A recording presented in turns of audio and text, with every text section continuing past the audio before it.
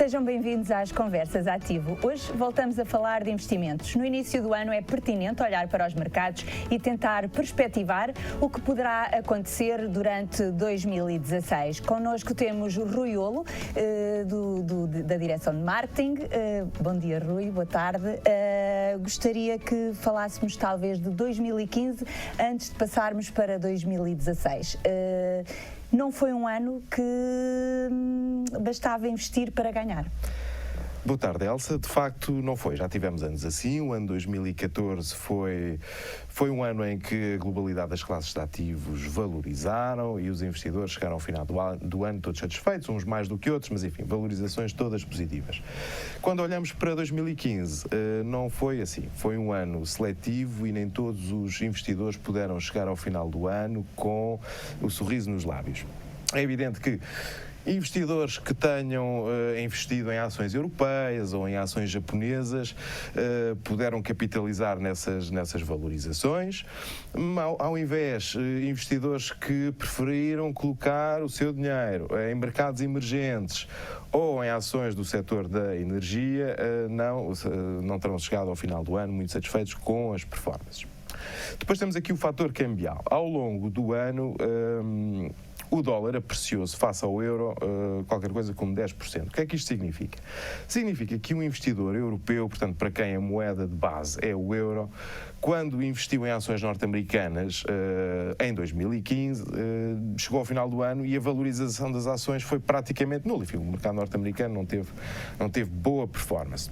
Mas depois esses dólares convertidos para euros, como o dólar apreciou face ao euro, fez com que acabassem por ter performance positiva. Do outro lado do Atlântico, os investidores norte-americanos que investiram na Europa e a Europa, como referi há pouco, teve uma boa performance em 2015, mas depois, quando tudo foi convertido de euros para dólares, viram esses ganhos ser anulados. Portanto, de facto, não foi um ano fácil e foi um ano, de facto, seletivo. Não foi preciso saber investir para poder aproveitar bem o ano de investimentos. Claro.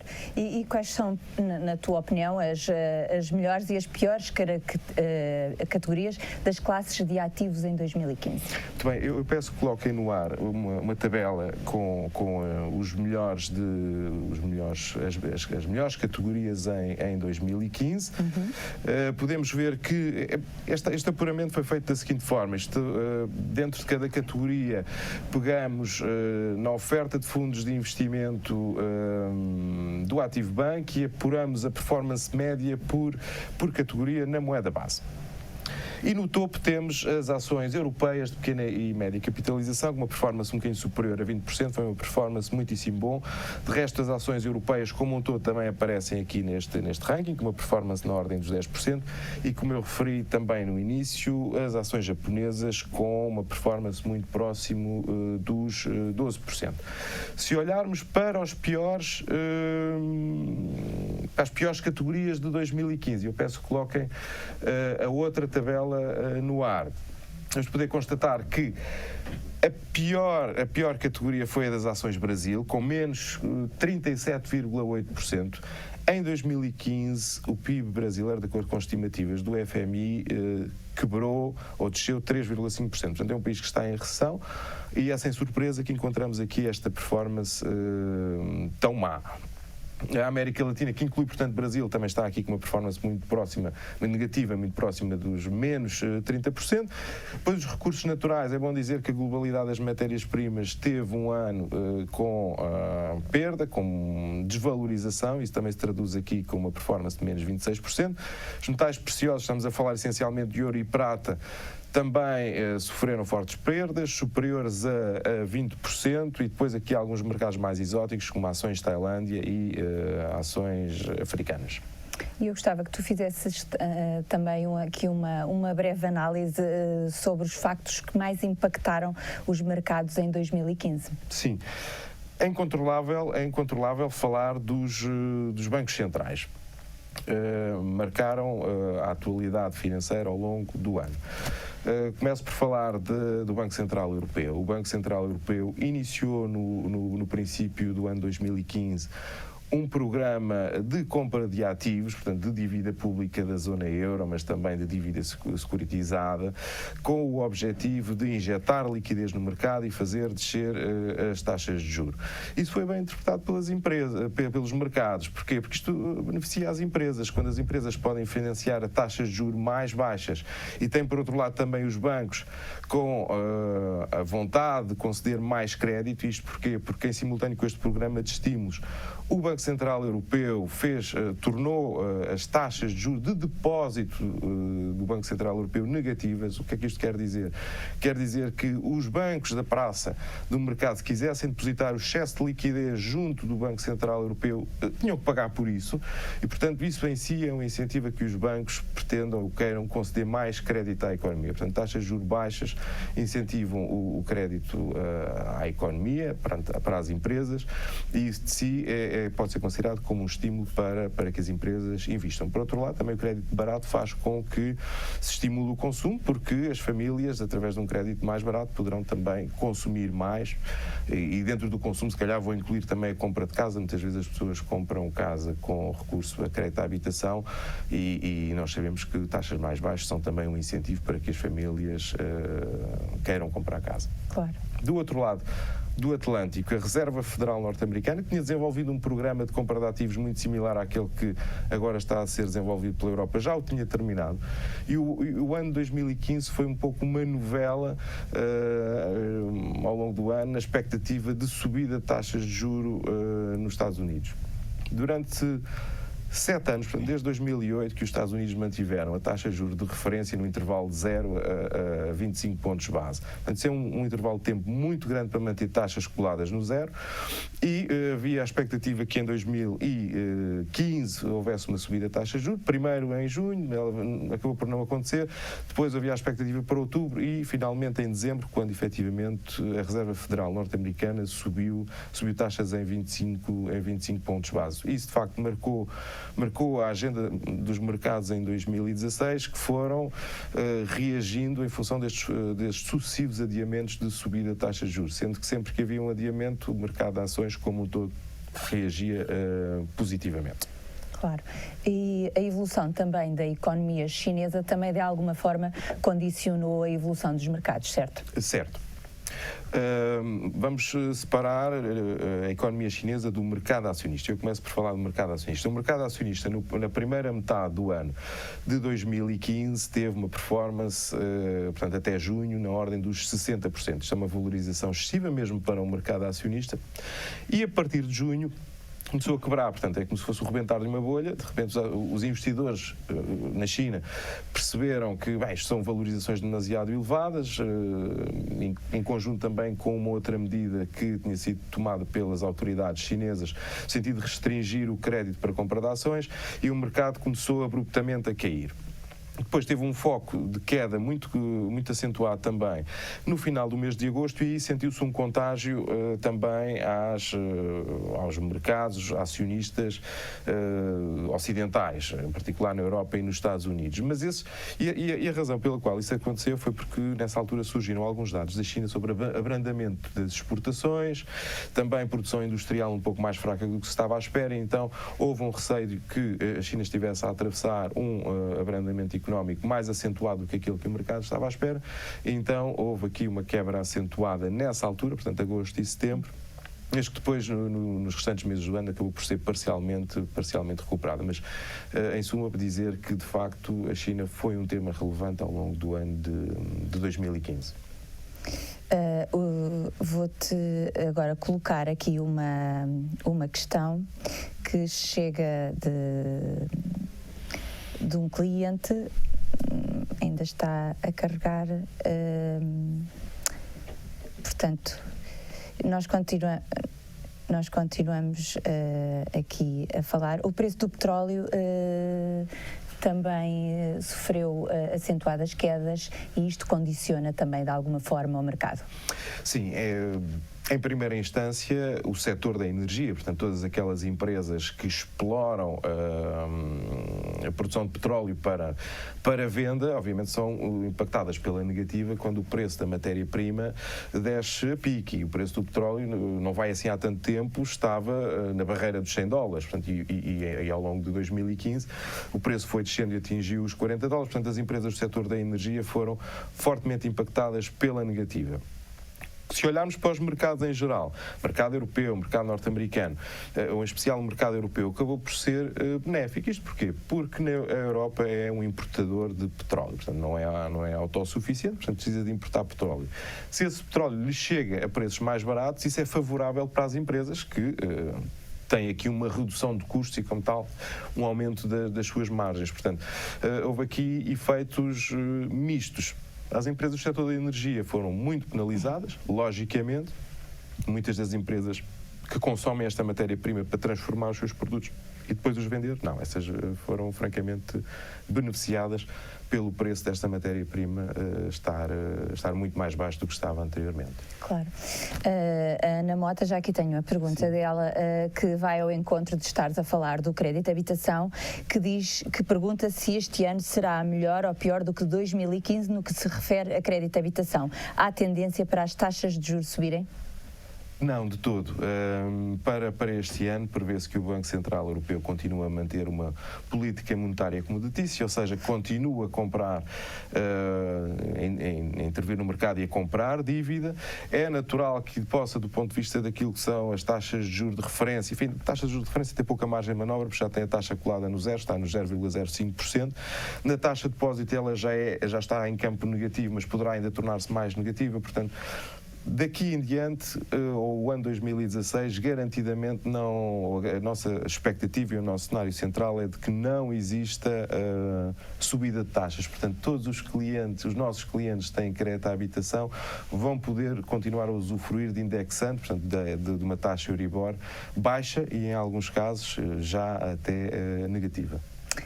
Essa tua resposta responde também à Rita Neves, que fazia uma pergunta que é se vão haver alterações no processo de obtenção de crédito à habitação em 2016, portanto já temos respondida. E agora sim, se calhar começamos aqui a falar um bocadinho de 2016. Não trouxeste a tua bola de cristal, mas podemos fazer alguma futurologia em relação ao que irá acontecer? Bom, de facto, futurologia nós não fazemos. É difícil fazer previsões nos mercados sobre se o mercado A ou B vai valorizar X%. Enfim, o que nós podemos fazer é um enquadramento macroeconómico que vai marcar este início de 2016. Sabemos que há outros eventos que vão ocorrer ao longo do ano. Sobre esses ainda não sabemos quais são, enfim, e como tal temos é que ser realistas e objetivos e centrar-nos sobre aquilo que sabemos à data de hoje e o que podemos extrapolar para os mercados daquilo que sabemos à data de hoje. Eu gostava só de recordar, por exemplo, o ano de 2008, e o ano de 2008, para quem não se lembra, foi o ano da crise financeira e o ano em que o banco Lehman Brothers faliu em setembro de 2008. E no início do ano, quando foram feitas as previsões... Exatamente, Elsa, quando se fizeram as previsões no início do ano, ninguém dizia é muito possível que 2 ou 3 bancos de investimento vão à falência. Não, isso não aconteceu. Portanto, acho que devemos ser cautelosos, devemos tentar ser objetivos e fazer um enquadramento com base naquilo que sabemos à data de hoje, que sabemos que vai ter impacto nos mercados, sabemos que vai estar na ordem do dia, mas fazer futurologia, não. E agora temos aqui a Maria Sobral que te pergunta: investir em moeda é vantajoso? Como é que se deve avaliar o risco neste tipo de investimentos? O mercado cambial tem estado na ordem do dia e é um dos temas a acompanhar no ano de 2016. Em 2015, o que nós vimos foi um euro fraco e um dólar forte. E isso fez com que, de facto, o euro se depreciasse significativamente face ao dólar. É pouco, mas esse movimento já ocorreu. É pouco crível que um movimento similar continue a acontecer, ou seja, que o euro se continue a depreciar significativamente face ao dólar. Isto dito, o inverso também não deverá acontecer, ou seja, vamos continuar a ter um dólar forte para 2006, de acordo com aquilo que sabemos à data de hoje, de acordo com aquilo que é a atuação dos dois bancos centrais de cada uma das geografias. Portanto, em relação ao tema cambial, provavelmente vamos continuar a assistir a um euro relativamente fraco em comparação com a globalidade das outras moedas, em particular face ao dólar, e é algo que é bastante conveniente para a economia europeia, porque um euro mais fraco significa também que vão poder ser potenciadas as exportações da zona euro, porque quando cambiados para outras moedas, os nossos produtos vão chegar lá a preços mais competitivos. Por outro lado, os produtos que vêm de fora, portanto, que são vendidos em outras moedas, vão nos chegar cá mais caro. Isso é bom também porque vai dar alguma folga à economia interna da zona euro que o precisa. Portanto, as empresas que operam no mercado doméstico vão sentir menos concorrência das empresas exteriores, portanto, que exportam produtos para a zona euro. Portanto, como um todo, ter um euro fraco nesta altura é bom para a zona euro. E temos também aqui o Luís Serra, que diz que está interessado em investimentos, mas pelo que lê, os últimos meses não têm sido propriamente brilhantes para investir. Tendo em conta a baixa rentabilidade dos produtos de poupança, onde é que me aconselham em investir com retorno relativamente apetecível? É uma boa pergunta também. Ora bem, de facto, olhando assim, desde o início do ano, os mercados acionistas têm estado sob forte pressão. Eu também já referi no início, acho que nós devemos olhar para os investimentos numa lógica de longo prazo. E se é verdade que estas quebras são um bocadinho, quebras acentuadas, temos visto no início do ano nos mercados acionistas, são um bocadinho desmotivantes e fazem-nos recear, eu estou convencido que da análise que fazemos do cenário macroeconómico, em pouco ou nada mudou, que numa ótica de médio e longo prazo continuamos a ter perspectivas favoráveis. Portanto, é evidente que nós não estamos favoráveis para todas as classes de ativos, continuamos muito positivos para a globalidade das classes de ativos europeus, ações europeias, dívida de elevado risco europeu, ações japonesas também, imobiliário europeu também estamos com algum otimismo. Portanto, tudo o que são ativos dentro da zona euro e também ações japonesas continuamos a estar muito favoráveis. Elas têm sido penalizadas nestas últimas 2 semanas que correspondem ao princípio do ano, é um facto. Mas isso, no limite, pode corresponder a um melhor momento de entrada para que aproveite preços mais baixos, ou seja, estas últimas 2 semanas que tivemos nos mercados podem ser aproveitados como um bom momento de entrada. Porque é verdade que as quedas aconteceram, mas não...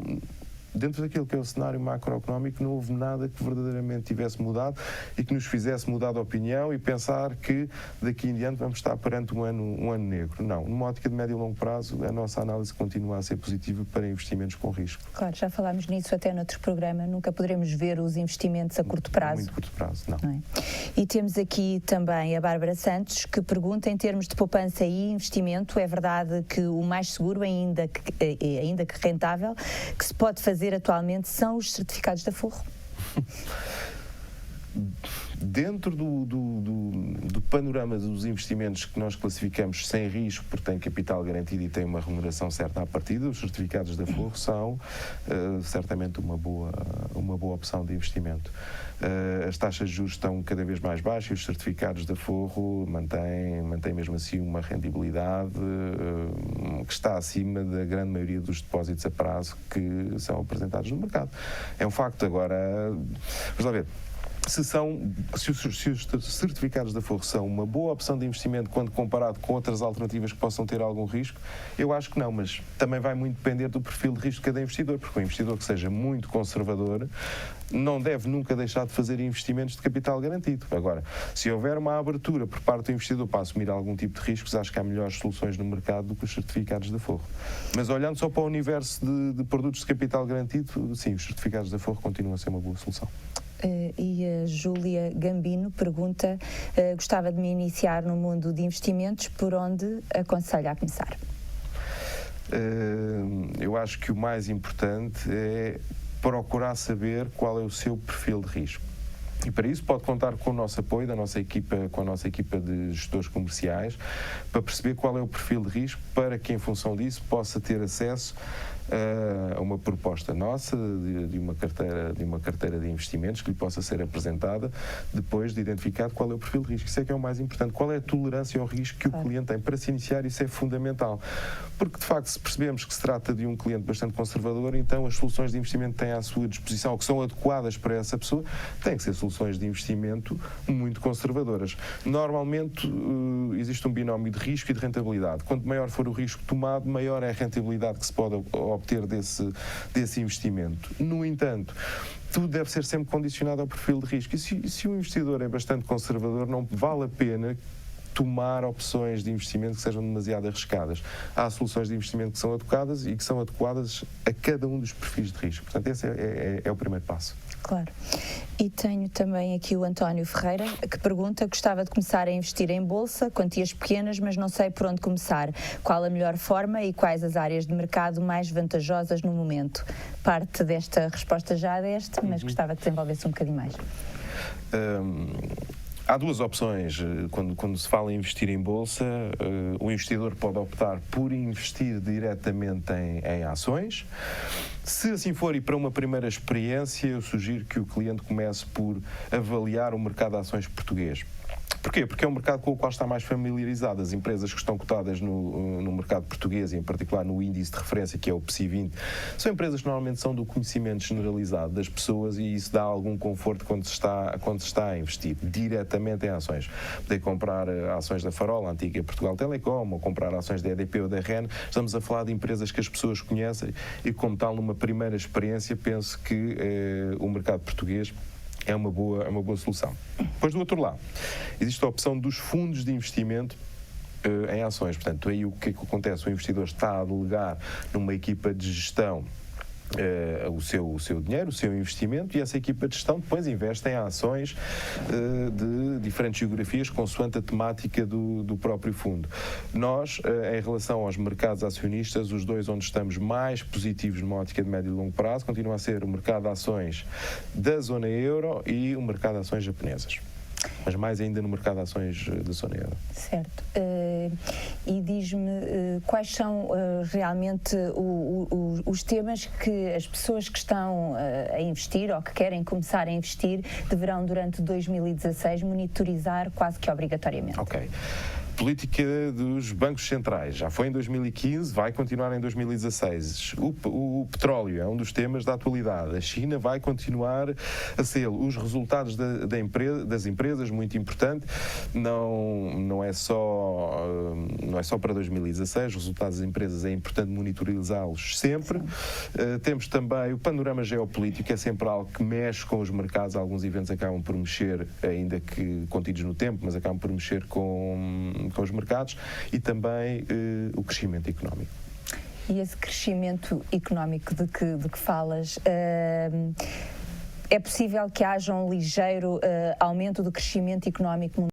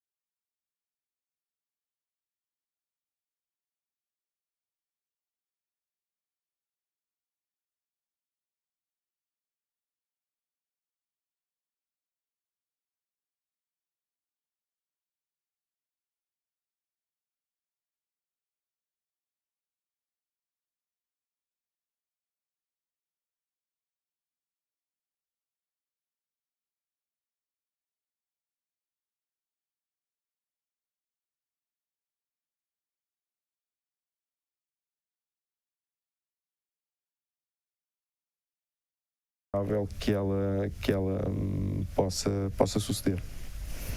E nós temos aqui outra pergunta do André Silva, que te pergunta como diversificar, minimizar os riscos de investimento.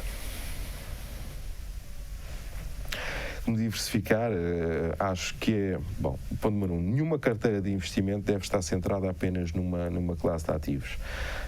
Nós sugeríamos aqui há pouco que estamos muito positivos para ações da zona euro, estamos muito positivos para ações japonesas, mas não estamos a sugerir que uma carteira de investimento seja concentrada apenas em ações da zona euro ou do Japão, até porque isso corresponde a um risco muito elevado, porque são só ações. Portanto, é importante diversificar por outras classes de ativos. Mesmo uma carteira de investimento que tenha um perfil agressivo, deverá ter outro tipo de classes de ativos mais conservadoras. Estou em particular a referir-me a investimentos em obrigações. O tema era diversificar, de facto é muito importante diversificar a carteira, quando uma carteira não se deve resumir àquilo que são as apostas daquilo que nós achamos que vai correr bem. Porquê? Porque nem sempre isso acontece, não é? Há aqui fundamento para expressarmos a nossa opinião e dizer que estamos muito positivos ou somos favoráveis a determinadas classes de ativos, mas não é uma garantia. Fomos falando ao longo desta conversa da incerteza que existe nos mercados. Ora, se existe incerteza, quer dizer que as coisas podem não ser exatamente como nós estamos a planear, portanto é importante que uma carteira seja de facto muito diversificada por diferentes classes de ativos, não apenas centrar naquilo que nós achamos verdadeiramente vai subir, porque o mercado de ações, ou os mercados em geral, não são feitos de certezas. Claro, até porque quanto mais diversificada, menor o risco de... minimizamos logo os riscos de investimento, não é? Aqui o Filipe Gonçalves pergunta-te a tua opinião sobre investimentos em futuros. Sim. O investimento em futuros é um investimento alavancado. Tradicionalmente, a forma mais correta de utilizar um investimento em futuros é para fazer o hedge de uma posição, de uma carteira. O que é que eu quero dizer com isto? Imaginemos, por exemplo, que eu tenho uma carteira de ações portuguesa e que, de repente, o mercado começa a cair abruptamente. Eu tenho duas soluções, e a primeira é: eu vou vender toda a minha carteira de ações e depois vou comprá-la mais tarde a preços mais baratos. Ou então uma segunda opção, que é recorrer ao mercado de futuros. Eu posso ter como um proxy da minha carteira, ou como uma aproximação da minha carteira, o índice PSI 20, que é o índice de referência para o mercado português. Existem contratos de futuros sobre o PSI 20 e eu decido vender vender contratos sobre o PSI 20, por forma a que aquilo que a minha carteira desvalorizar porque o mercado desvalorizou, será compensado pelo ganho que eu vou ter no contrato de futuro, pelo facto de estar vendido no contrato de futuro sobre o PSI 20. Esta é a utilização que eu diria que é mais correta no que respeita ao mercado de futuros. Isto dito, nada invalida que um cliente, em vez de investir o seu capital todo num conjunto de ações ou num fundo de ações, possa pegar numa pequena parte desse dinheiro para servir de margem para comprar um contrato futuro. Enfim, a alavancagem a funcionar. Os contratos futuros têm, de facto, um conjunto de eficiência do ponto de vista da utilização do capital, mas, na minha opinião, a utilização mais correta dos contratos futuros é numa lógica de hedge, portanto, de cobertura de carteira. E gostava também que me desse a tua opinião se os mercados estão preparados para que haja um abrandamento ainda que lento da economia chinesa. Estão a descontar isso mesmo. A economia chinesa é a terceira maior economia mundial, logo a seguir à economia norte-americana e à economia da zona euro. É responsável desde 2010 por 1/3 do crescimento mundial. Portanto, é uma economia que tem muita expressão hoje em dia. Não se pode ignorar a economia chinesa. Existem projeções de crescimento para a China para o ano 2015 de 6,8%. Para o ano 2016, a estimativa está nos 6,3% e para 2017 em 6%. Isto são boas taxas de crescimento. Para a dimensão que a economia chinesa já tem, estas taxas de crescimento são fantásticas. E o mercado é essas taxas de crescimento que está a descontar. Agora, o problema é se há um arrefecimento mais acentuado da economia chinesa e que possa surpreender os mercados. Com a dimensão que tem, se de repente começarmos a ouvir ou a ter acesso a números da economia chinesa que não conta de uma redução grande das exportações, o que é que isso significa? Ponto número 1. que há menos procura. E quem é que procura? Para quem é que eles exportam? Para os países ocidentais, para a zona euro, para os Estados Unidos. Portanto, isso também é um indício de que as economias da zona euro e dos Estados Unidos poderiam estar a arrefecer. Portanto, por um lado. Depois, enfim, um abrandamento muito abrupto significaria muito menos crescimento até ao nível mundial. Portanto, naturalmente, isso seria muito mal acolhido pelos mercados. Do lado positivo, tenho a destacar o facto de haver uma intenção por parte das autoridades chinesas de transformar a economia chinesa de uma economia muito industrializada e virada para as exportações e transformá-la numa economia mais dedicada ao consumo interno. Isso pode representar um conjunto de oportunidades para empresas europeias, para empresas norte-americanas, para empresas japonesas, para aumentarem os seus negócios dentro da própria China, ponto número 1. Ponto número 2, saber que as autoridades chinesas, em particular o seu Banco Central, têm ainda muita capacidade para intervir no mercado, para estimular a economia. Portanto, mesmo perante um cenário de abrandamento económico mais acentuado que aquele que nós estamos à espera, que é um abrandamento lento, há aqui a capacidade de intervir no mercado e nós acreditamos que, de intervir no sentido de tentar dinamizar a economia chinesa, e acreditamos que os mercados vão encarar de forma positiva eventuais programas de estímulo que venham a ser implementados pelas autoridades chinesas. E agora, outro tema, as eleições presidenciais dos Estados Unidos, embora sejam só em novembro, podem de alguma forma também ter alguma intervenção nos mercados? Eu diria que não, Angela. É um tema que vai acompanhar os mercados ao longo do ano, pelo menos até novembro, mas não vai ter um impacto. Depois de novembro, em função de quem vencer e das políticas que querem implementar para os Estados Unidos, poderemos depois ver aqui algum impacto sobre os mercados, em particular sobre o mercado norte-americano. Mas até lá é crível que não haja um impacto significativo na evolução dos mercados. O que pode ter um impacto nos mercados, e olhando para este panorama geopolítico, é o referendo à União Europeia que vai ser realizado no Reino Unido em 2016.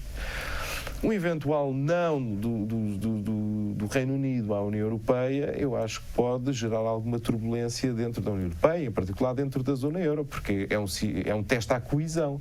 Claro. E se de facto chumbar esse teste à coesão, podemos ter aqui um cenário de alguma agitação e de alguma turbulência, porque pode ser contagioso. De repente temos o Reino Unido que diz não à Europa e depois outros países, até alguns que pertencem à zona euro, podem decidir fazer o mesmo e perceber que as populações dizem também não à União Europeia, dizem não ao euro. Quer dizer, portanto, há aqui uma ameaça que essa sim vai ser necessário acompanhar com maior atenção. Depois, de forma mais genérica, temas alguns deles que à data de hoje parecem esquecidos, mas estão lá e eu gostaria de os referir.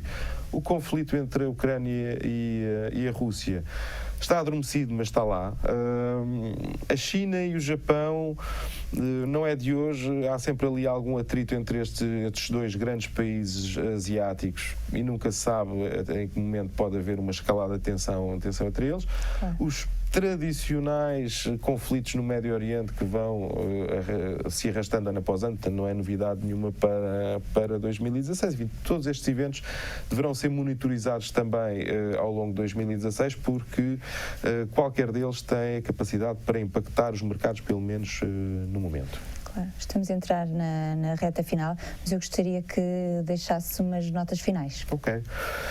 Bem, como vimos, a globalidade dos temas que eu apresentei aqui para 2016 já estiveram presentes em 2015. Portanto, em janeiro de 2016 o que podemos falar é destes temas e acreditamos plenamente que eles vão estar na ordem do dia e vão ter impacto sobre os mercados.